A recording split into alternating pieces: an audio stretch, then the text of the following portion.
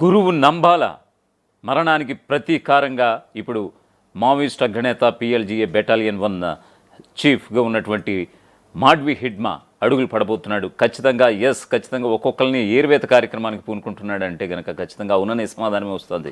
ఎందుకనంటే గనక తన గురువు నంబాల చనిపోవడానికి కొంతమంది ఉద్యమ ద్రోహుల వల్లే, ఇన్ఫార్మర్లుగా మారినటువంటి కొంతమంది ఉద్యమ ద్రోహులే పోలీసులకు సమాచారం ఇవ్వడంతో తన గురువు నంబాల చనిపోయాడనేటువంటి విషయాన్ని తెలుసుకున్నటువంటి హిడ్మా ఇటువంటి ఇన్ఫార్మర్లందరినీ కూడా ఏర్వేత కార్యక్రమానికి పూనుకున్నాడని అంటే కనుక ఖచ్చితంగా గడిచిన 4-5 రోజుల నుంచి చూస్తే కనుక వరుస మరణాలు అయితే సంభవిస్తున్న ఏజెన్సీలో ఎవరైతే ఇన్ఫార్మర్లుగా ఉన్నారో వాళ్ళందరినీ కూడా చంపేస్తున్నటువంటి పరిస్థితి, కుటుంబాలను సైతం కూడా ఏర్వేస్తున్నటువంటి కార్యక్రమం కనిపిస్తోంది. దీనికి సంబంధించినటువంటి పూర్తి స్థాయి డీటెయిల్స్ అయితే ఒకసారి చూద్దాం.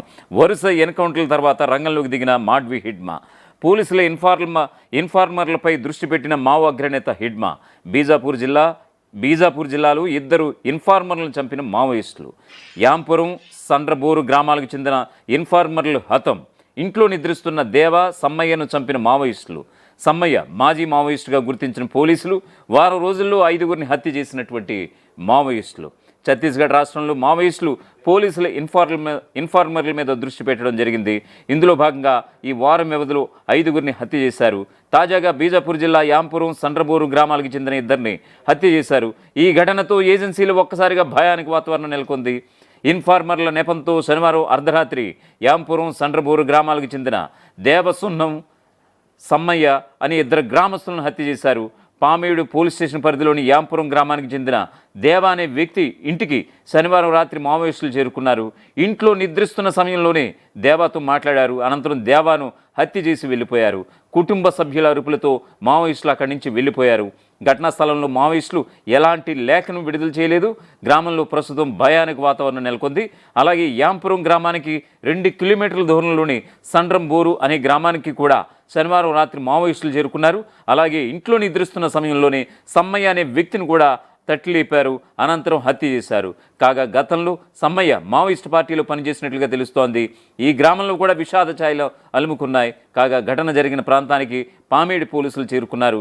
కేసు నమోదు చేసి ప్రస్తుతం దర్యాప్తు కొనసాగిస్తున్నటువంటి పరిస్థితి కనిపిస్తోంది. ఇక వారం రోజుల వరకు చూసుకుంటే కనుక మావోయిస్టులు ఒక్క బీజాపూర్ జిల్లాలోని 5గురిని హత్య చేశారు. గత 3 రోజుల క్రితం పెద్ద కొర్మాం గ్రామానికి వెళ్ళినటువంటి మావోయిస్టులు అక్కడ విద్యార్థితో పాటు 3గురిని హత్య చేశారు. ఈ ఘటన మరొక ముందే యాంపురం సండ్రబోరు గ్రామాలకు చెందిన 2 ఆదివాసీలను మావోయిస్టులు హత్య చేయడం ఇప్పుడు స్థానికంగా భయాందోళన కలిగిస్తోంది. కాగా గత కొంతకాలంగా ఆపరేషన్ కగారులో భాగంగా అనేక మంది మావోయిస్టులు మృతి చెందారు. స్థానికులు ఇచ్చిన సమాచారంతోనే ఈ ఘటన జరిగిందని అనుమానాలతో మావోయిస్టులు ఈ ఘాతుకాలకు పాల్పడుతున్నట్లుగా తెలుస్తోంది. ఛత్తీస్గఢ్ రాష్ట్రం బీజాపూర్లో మావోయిస్టులు దుశ్చర్యలకు పాల్పడ్డారు. బీజాపూర్ జిల్లాలోని పెద్ద కుర్మ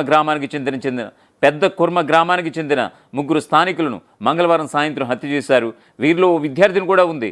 హత్యలతో పాటు మావోయిస్టులు 12 మందిని కిడ్నాప్ చేశారు. మృతులంతా గతంలో లొంగిపోయిన గంగలూరు ఏరియా కమిటీకి చెందిన డీబీసీఎం కమిటీ సభ్యుడు పొడియా దినేష్ కుటుంబ సభ్యులుగా సమాచారం అయితే ఉంది. ఈ ఏడాది మార్చి 4న బీజాపూర్ పోలీసులు ఎదుట దినేష్ లొంగిపోయాడు. ఆ తర్వాత గంగలూరు అడవుల్లో జరిగిన భారీ ఎన్కౌంటర్లో 26 మంది మావోయిస్టులు మృతి చెందారు. ఈ ఘటనకు ప్రతీకారంగానే నక్సల్స్ బుధవారం హత్యలు అపహరణలకు పాల్పడి ఉంటారని కూడా తెలుస్తోంది. బీజాపూర్ పోలీసులు మాత్రం ఈ ఘటనను ఇంకా ధృవీకరించలేదు. ఇదిలా ఉంటే వర్షాకాలంలోనూ మావోయిస్ట్ ఏర్వేత ఆపరేషన్లు కొనసాగిస్తామని కేంద్ర హోంశాఖ స్పష్టం చేస్తోంది. ఈ నేపథ్యంలో ఆయుధాలు వీడి అభివృద్ధి పథంలో కలిసి రావాలని మావోయిస్టులు కూడా పిలుపునిచ్చింది కేంద్రం.